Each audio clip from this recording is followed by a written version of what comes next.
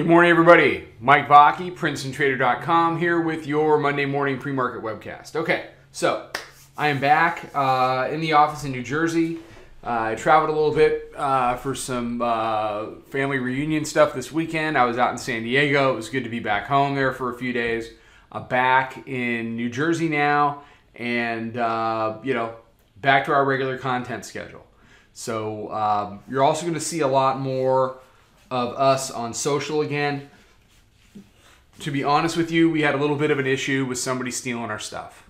And we had to rectify that. It's not totally rectified, but the bottom line is it's more important to me that I get good content out into your guys' hands than if some joker is chopping the front part of it off and passing it off as their own. I'll handle that, but I'm not going to stop putting out content just because of that. It's more important that you guys get good webcasts, good midday stuff, good wrap-up stuff during the course of the day, and to help you make better decisions. And for the subscribers, nothing changes in the room. And for those of you that want to come check us out, I think it's a great time to do so. The growth has been fantastic, and I think it's because people really find that when they trade this stuff, when they come in and learn how to do it the right way, that it's something they can be, that they can build some consistency with, which is great. Okay, so on to the market. Daily chart, and you can see the Bollinger Bands getting tight. I think this week is going to be about the ability or inability to take out the daily mid-band. They tried to convert it last week. It didn't work. They spent all day Friday above it, actually acted as support. The Globex low is at 70, trading basically in a 12-handle range. The new weekly pivot is down at 26.57. I think that's probably warrants a look. If it gets converted, then it opens up a move down to, oh, never mind. The daily mid-band is at 26.60. Weekly pivot is 26.57. That said, I think that probably warrants a look early in the week.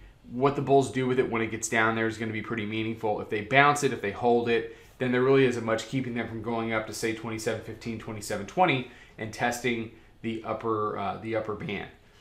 Your Bollinger Bandwidth is down to 4.17 this morning. If it continues to compress, if we continue to knock around down here, then you're going to see compression, just like we saw back here. And then you're going to see some expansion. You're going to see these ranges widen up, and then it's just the way of the world. We did not go down and see the lower band after going upper band, middle band. We held the 200-day instead, and that means for me the baseline. The baseline assumption that I'm working with is that we are buy dips, and that any move down to 57 to 60 to test daily mid-band and to test the weekly pivot is going to, it's going to be a buy. It may be sloppy at the inflection point, but should be a buy. If they can clear 27.15, 27.20, then it's ripe for an upper band ride to retest some of these areas that we dealt with back in early to mid-June.